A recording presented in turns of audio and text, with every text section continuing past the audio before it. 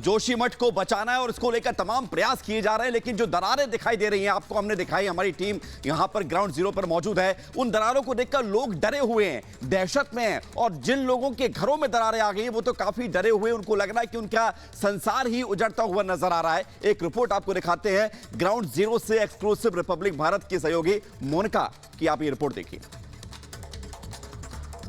क्या जोशीमठ फिसल रहा है?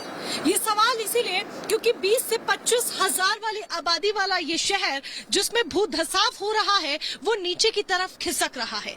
तस्वीर जरा मैं आपको दिखाती हूँ। हालांकि इस तस्वीर को समझना आपके लिए थोड़ा मुश्किल हो जाएगा, लेकिन समझने की कोशिश कीजिए। ये नीचे अलकनंदा नदी बह रही है। जो बात हम आपको कह रहे हैं उसको जरा समझिए। ये नीचे अलकनंदा नदी बह रही है और ये कहा जा रहा है कि ये जोशीमठ की मिट्टी को काटती हुई बह रही है। और ऊपर की अगर आप तरफ देखेंगे तो पहाड़ों पे बसा ये नगर है जोशीमठ, जिसकी 20 से 25 हजार की आबादी है, जिसमें घर, सड़कें, दुकानें। बिना कुछ खर्च किए अपने किचन से होम बेकरी बिजनेस करके 40,000 रुपए महीना कमा रही हैं। आपको भी ये करना है तो फ्रीडम ऐप को अभी डाउनलोड कीजिए।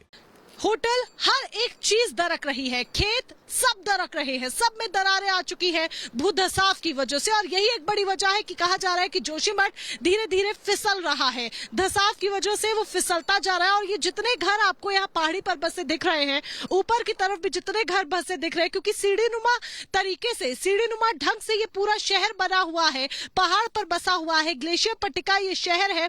और ये सारा, ये सब कुछ जोशीमठ है जो आप कैमरे में तस्वीर के माध्यम से देख रहे हैं। और ठीक उसके नीचे अलकनंदा नदी बह रही है।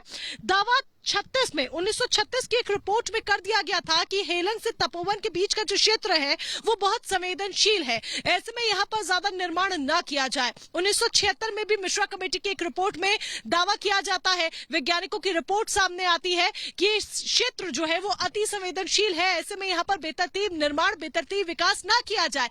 बावजूद इसके यहाँ पर होटलों के और बड़ी बड़ी इमारतों के जंगल उग गए।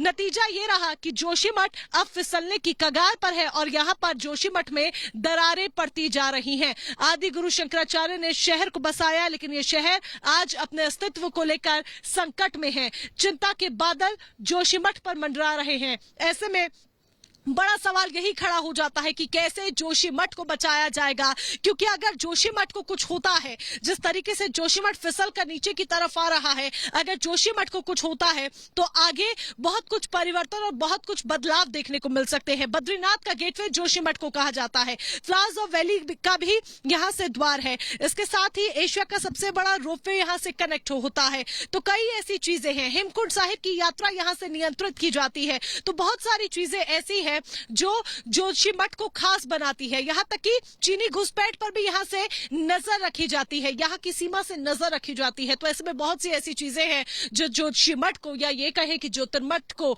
बहुत खास बनाती हैं। लेकिन जिस तरीके से ये चिंता के बादल मंडरा रहे हैं कि जोशीमठ फिसल कर नीचे की तरफ आ रहा है, इसका कुछ करना होगा, कोई समाधान निकालना होगा, वरना एक दिन हम ये कहने पर मजबूर हो जाएंगे कि एक था जोशीमठ। विजय गौरव चतुर्वेदी के साथ मोनिका ग्रोवर, रिपब्लिक भारत, जोशीमठ। बिना कुछ खर्च किए अपने किचन से होम बेकरी बिजनेस करके 40,000 रुपए महीना कमा रही हैं। आपको भी ये करना है तो फ्रीडम ऐप को अभी डाउनलोड कीजिए।